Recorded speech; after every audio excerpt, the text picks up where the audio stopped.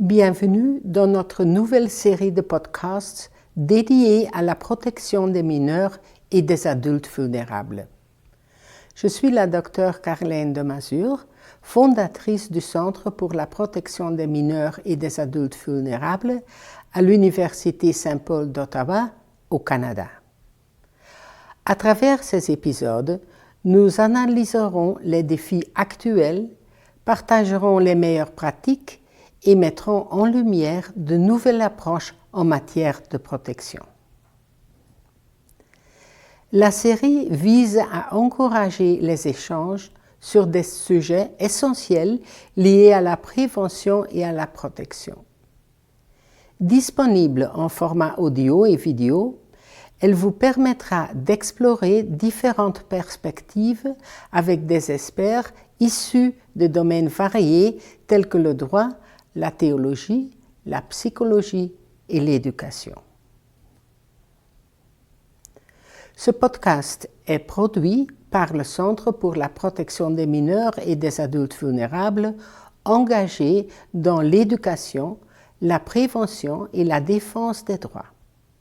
Notre mission est de contribuer à éliminer les abus sexuels dans la société et dans l'Église, en promouvant la prévention par la formation, apportant un soutien à la guérison des victimes et des survivants, de leurs familles et de leur communauté, en favorisant la réconciliation, lutter pour que la justice soit faite.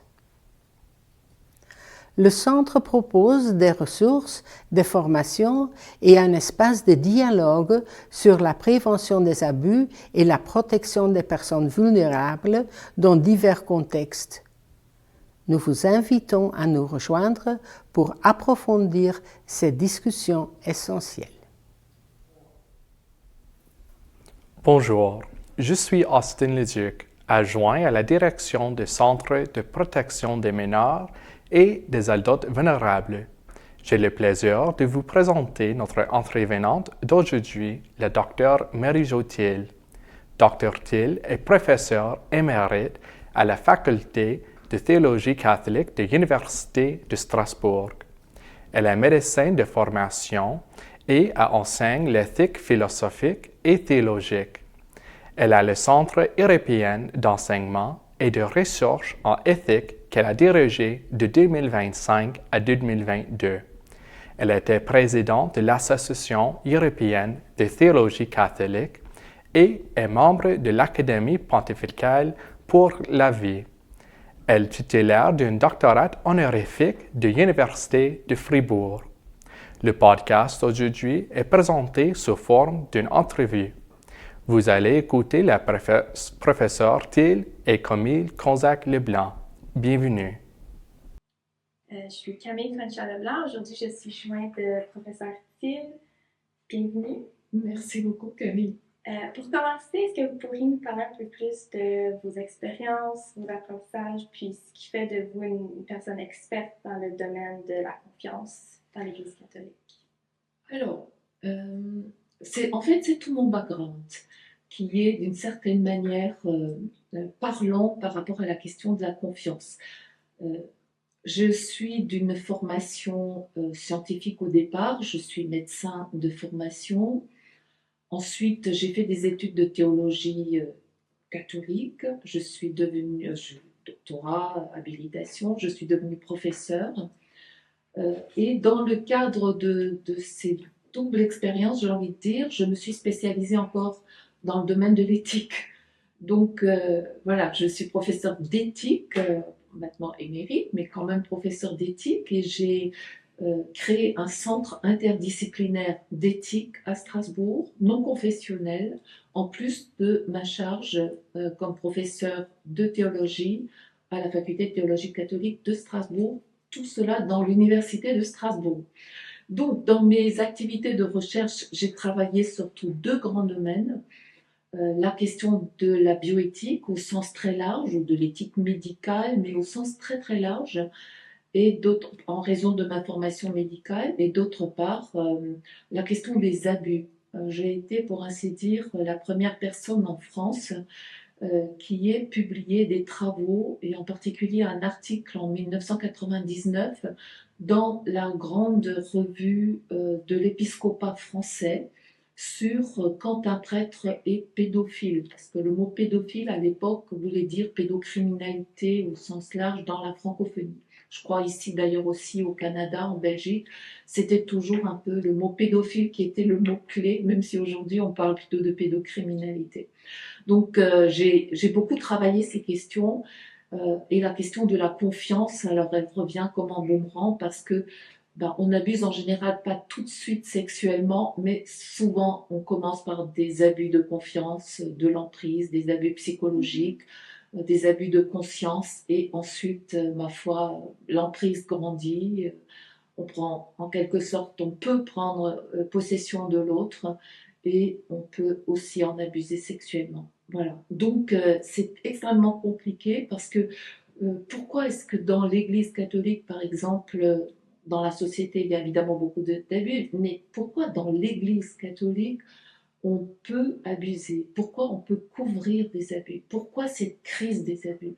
Donc, c'est des questions extrêmement complexes. C'est pas il suffit d'eux, on n'a qu'à, ça marche pas. C'est en fait des questions que le rapport de la CIAS, la commission indépendante, qui a eu lieu en France sous l'égide de Jean-Marc Sauvé, pardon, mais aussi dans bien d'autres pays comme en Allemagne, etc.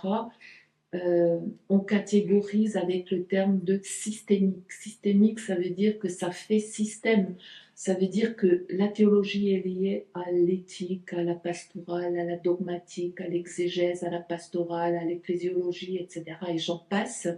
Et que ça conditionne, au fond, les abus et la difficulté de réformer les dysfonctionnements multiples et en interaction qui sont à la base des abus, et ce qui conduit aussi à couvrir les abus des adultes, des enfants, les abus de pouvoir, etc.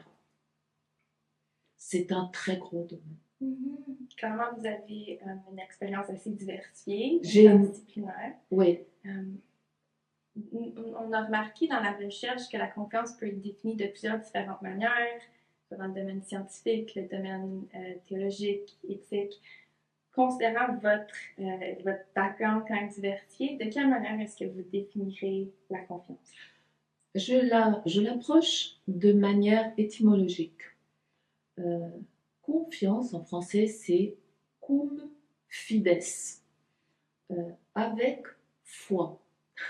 Vous me direz, oui, mais j'ai foi en l'autre. La foi, c'est pas de l'irrationnel, c'est du méta-rationnel. C'est-à-dire que ça touche le rationnel d'un être humain, mais comme vous le savez, les risques, je ne peux pas les contrôler totalement.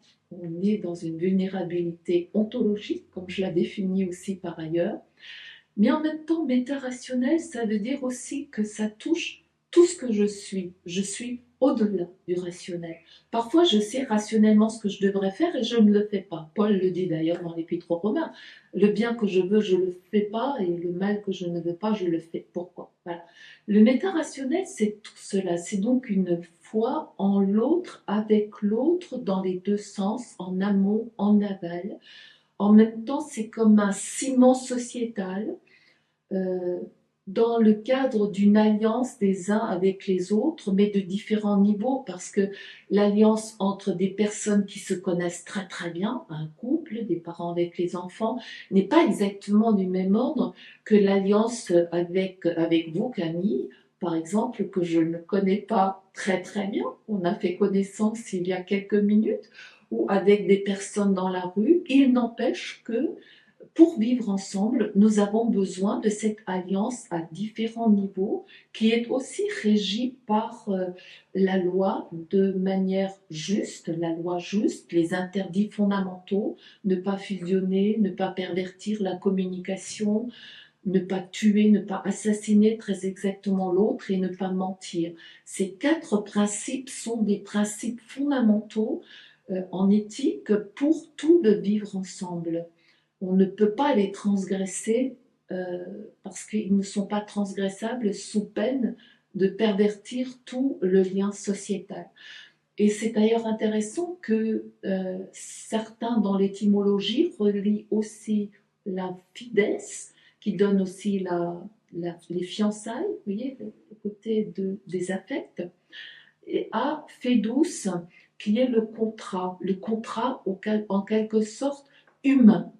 Et je trouve que c'est assez joli, ce niveau très fécond aussi, ce niveau fondamental de la confiance. Donc la confiance, c'est tout ça. Autant dire que si elle est brisée, si elle est trahie, ben ça touche à tout, au sens de mon existence, à toutes mes relations avec autrui, jusqu'au plus profond, parce que en christianisme aussi, parce qu'on est en église, ça peut être la foi en Dieu qui est touchée, qui est totalement ébranlée par ces abus. Et donc, ça va jusqu'au plus profond de moi-même. Et de ce point de vue-là, les abus en Église sont encore bien plus destructeurs que les abus en société, où quand même, vous en savez quelque chose comme psychothérapeute, comme moi, comme médecin, c'est des abus traumatiques qui sont extrêmement graves, qui nous poursuivent toute notre vie. C'est comme si on avait un disjoncteur qui sautait, entre guillemets, dans notre tête. Et parfois, il y a des mémoires traumatiques, etc. Voilà, j'en passe, mais c'est extrêmement problématique. Puis considérant cette grande trace, ce grand impact que le bris de confiance ou la crise de la confiance peut avoir sur un individu, de quelle façon est-ce qu'on pourrait travailler avec quelqu'un qui a vécu ça? Comment est-ce qu'on pourrait les aider à réinstaurer la confiance chez autrui, avec Dieu, dans l'Église? D'abord par la parole. La parole est extrêmement importante, pouvoir exprimer ce qu'on a vécu. Parce que la parole, c'est au fond la première perspective qui à la fois nous sépare et nous lie à autrui. Quand je parle, je suis séparée. Vous voyez, nous sommes séparés à une distance. Lacan disait il parlait de cette distance entre le je et le tu. L'interdit, c'est d'abord ce qui est entre les deux dits. Donc la parole d'abord nous sépare. L'Épître aux Hébreux parle d'un glaive tranchant qui nous sépare. Donc pas de fusion. Je crois que c'est très important parce que la fusion fait partie des abus. Vouloir savoir exactement ce que veut l'autre, ce qu'il pense, ce qu'il aime, ce qu'il fait, ce que vous voulez, ça c'est des abus, d'accord? Mais en même temps, c'est ce qui nous lie à autrui, parce que ça implique le cum n'est possible, le avec n'est possible qu'entre deux personnes séparées, mais aussi reliées. Si vous êtes là-bas au bout de la rue, je ne peux pas vous parler, vous êtes trop loin. Donc ça implique une juste distance. Donc cette juste distance, c'est un premier point très important. Donc je fais confiance à l'autre, je le laisse s'exprimer et je recours aussi au besoin à des traitements médicamenteux parce que dans le cas du traumatisme, on a aujourd'hui aussi des traitements médicamenteux qui peuvent être, je ne rentre pas dans les détails, mais je pense que ce n'est pas contradictoire. Voilà, juste pour faire court.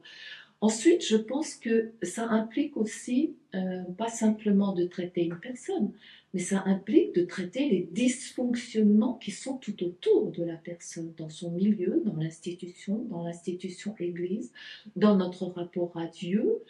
Quel est le Dieu auquel je crois? Est-ce que c'est un Dieu gendarme? Est-ce que c'est un Dieu un Dieu pervers, comme un écrivain célèbre en a parlé. Donc, toutes ces perspectives sont extrêmement importantes parce que c'est une manière de diagnostiquer les dysfonctionnements. Ensuite, il s'agit de rendre des comptes. Quand on est dans une institution, on doit mettre en place une culture de la prévention pour que des abus puissent être signalés, dénoncés, être prises en compte. Je crois que c'est un point très important. Et rendre des comptes dans l'Église, on n'a pas eu jusqu'à présent cette culture du rendre des comptes, la reddition de comptes. Le synode qui vient de se terminer le demande avec instance. Il s'agit d'être dans une transparence responsable. Puis je rajouterai aussi encore un point quant à la vulnérabilité. J'ai écrit un ouvrage qui s'appelle Plus fort car vulnérable. Pourquoi j'ai écrit cet ouvrage en lien avec la question des abus? C'est parce que très facilement, on dit à quelqu'un, bah oui, c'est vrai, vous êtes vulnérable, donc vous avez été abusé. Mais est-ce que c'est pas pointer la culpabilité sur l'autre et la rendre responsable des abus qu'elle a subis? Or, la responsabilité, culpabilité est celle de l'abuseur et non pas celle de la victime. Mais cette espèce d'ambiguïté qui fait retomber la culpabilité sur la victime est quelque chose d'extrêmement délétère. Alors, on sait qu'un certain nombre de prêtres sont dans le narcissisme, ont des problèmes psychologiques, etc. Je ne rentre pas trop dans les détails, mais cette vulnérabilité-là, elle est liée à toute la vie de cette personne, toute la vie des acteurs de l'Église, mais aussi toute la vie de tout le monde. Tout le monde, nous sommes vulnérables. Vous, comme moi, nous sommes vulnérables. Il y a une dimension ontologique de la vulnérabilité. Ensuite, il y a du surajouté dans l'existence.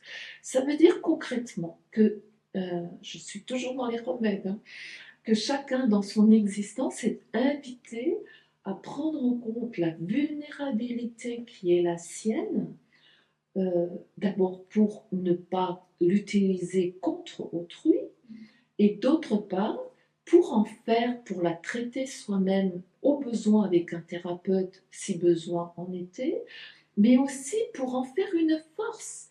Dans l'Épître aux Corinthiens, Paul dit que finalement, c'est quand je suis faible, vulnérable, fragile, que Dieu me donne toute sa force. C'est par la vulnérabilité que je suis en relation avec autrui. C'est par la vulnérabilité que je peux éprouver de la compassion, de l'empathie à l'égard d'autrui. Et donc, c'est cela qui nourrit la confiance. C'est cela qui nourrit une juste relation à l'autre. Donc, la vulnérabilité en soi, c'est pas la catastrophe. Je peux en faire une force pour moi-même et pour l'autre, et pour notre relation à l'autre, et pour notre relation à tous les citoyens du monde. Donc, je trouve ça extrêmement intéressant. Donc, j'ai écrit tout un ouvrage sur ce thème-là, et je renvoie tout simplement à cet ouvrage. Justement, vous soulignez l'importance de la parole. Vous avez écrit plusieurs articles, romans. Plusieurs bouquins. Bouquins, oui. Ouais. Plusieurs livres, pardon. Puis aujourd'hui, vous nous présentez un autre bouquin. Oui, j'ai ce mois-ci, en ce mois d'octobre, effectivement, je viens de publier cet autre ouvrage, La grâce et la pesanteur. Le titre peut surprendre. Je vais vous l'expliquer. Il est sous-titré « Le célibat obligatoire des prêtres en question ». C'est de cela qu'il s'agit. Mais la grâce et la pesanteur donnent au fond la philosophie de mon positionnement. C'est un des éléments. La question qu'on me pose souvent, est-ce que le célibat conduit aux abus? Non. La première cause d'abus est qui passe en famille, c'est l'inceste. C'est clairement, il faut répondre non. Mais le célibat, quand il est obligatoire, même s'il est... Bien sûr qu'on consent au célibat quand on devient prêtre, mais ce consentement est obligatoire, sinon on ne devient pas prêtre. Or, certains ne sont pas faits pour le célibat. Donc, ce que je dis, c'est que le célibat en lui-même est un charisme. Pour ceux qui ont ce charisme, discerné, reconnu en Église, tant mieux. C'est merveilleux de pouvoir vivre ce charisme du célibat. Le sacerdoce, la prêtrise, est un autre charisme. Est-ce qu'il faut lier obligatoirement les deux? Moi, je pense qu'il ne faut pas lier obligatoirement les deux. On pourrait aussi être prêtre sans être nécessairement célibataire. Dans l'Église catholique, nous avons déjà des prêtres orientaux qui ne sont pas célibataires. Ceux qui viennent d'une autre confession chrétienne sont parfois mariés, ils ne sont pas célibataires. Pierre, l'apôtre des apôtres, devenu le pape, entre guillemets, même si on ne parlait pas de pape, n'était pas marié. On parle de la belle-mère de Pierre dans l'Évangile. Jésus n'a jamais demandé à ce que ses disciples soient célibataires. Donc je déconstruis un peu les arguments qui ont posé beaucoup de problèmes dans l'Église tout au long des siècles. Et vraiment, il y en a eu pas mal. Parce qu'il y a eu des résistances monstres et elles reviennent à l'ordre du jour aujourd'hui. Alors, pourquoi la grâce et la pesanteur et non pas la pesanteur et la grâce, selon le bouquin de Simone Weil? Parce que j'aimais bien ces deux mots, mais j'ai bien mis la grâce d'abord, parce que je pense que la grâce est première. Dieu appelle. Il appelle tout le monde, les uns au mariage, les autres au célibat, les autres au sacerdoce, les autres au service des pauvres, au service des malades. La médecine est une vocation, c'est une grâce, par exemple. Je le maintiens, on peut le vivre comme une grâce. Mais cette grâce, pour qu'elle ait de l'effet, elle doit prendre en compte, traverser la pesanteur. Et c'est là qu'elle est le plus efficace. La grâce suppose la nature. Et c'est cette pesanteur de nos corps, de notre chair, de notre vie, qui permet d'aller plus loin et qui permet la fécondité de la grâce pour tout être humain. Merci de nous avoir présenté votre bouquin. Ouais. Est-ce que vous aimeriez partager aux personnes qui visionnent notre podcast où est-ce qu'ils pourraient obtenir le bouquin? Où est-ce qu'ils pourraient Alors, le livre est chez Desclés de Brouwer. Donc, il vient de sortir en ce mois d'octobre. Donc, voilà. Et il sortira au Canada avec 6 semaines de décalage. Donc, à la mi-novembre, il devrait être au Canada, dans toutes les librairies. Voilà, je n'ai pas de nom d'autres structures à vous donner, mais je crois que tout le monde, tous les spectateurs ou tous ceux qui regardent le podcast sauront trouver. En tout cas, c'est par la diffusion Hachette, je crois que ça passe par au Canada. Voilà. Merci beaucoup, professeur Thiel, de m'avoir accompagné sur ce podcast aujourd'hui. Aurez-vous un dernier message à convoyer à nos visiteurs?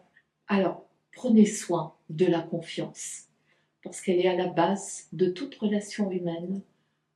Donc, vraiment, ayez une grande idée de la confiance, et puisse l'Église aussi faire confiance aux femmes, c'est un gros problème, faire confiance au peuple de Dieu, vraiment, en ayant le courage de s'attaquer au dysfonctionnement, parce que c'est cette confiance-là, surtout en ce temps où l'Église a perdu beaucoup de sa crédibilité, c'est cette confiance-là qui nous permettra d'aller de l'avant. Mais il faut que l'Église, d'une certaine manière, agisse, et l'Église c'est nous tous, agisse conformément à cette confiance qui se nourrit dans le Christ qui nous fait confiance.